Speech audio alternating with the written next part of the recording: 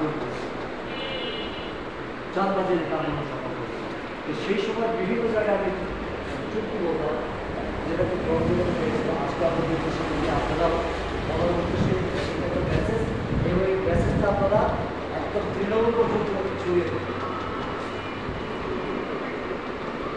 এক গ্রামে একটা চোর ছিল, যার অত্যাচারে সারা গ্রামের লোক অভিষ্ট।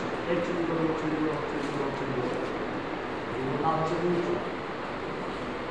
একদিন চুরি করতে গিয়ে একটা শব্দ করার পরে গৃহস্থ টের বের করার পরে ধাওয়া খেতে খেতে খেতে খেতে সে কোথায় পালাবে উদারা থেকে সেখানে চাপ দিয়ে সে আত্মহত্যা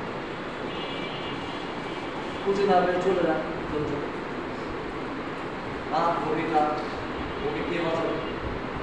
ইদার এত চাপ দিচ্ছে, ওঠার তো কোনো উপায় নেই।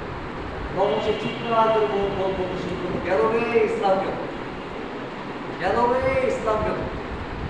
এখন ওই আশেপাশে কীভাবে ইসলাম কি একটা ভৌতিক শব্দ থেকে আসতেছে, বিরাট সবাই চলে আসছে, ইদারা কিনারে আসছে, আসার পরে চুরি দিয়ে দেখে তুই আরাম দাদা, তুই এখানে ইসলাম চলে আসছিস কেন?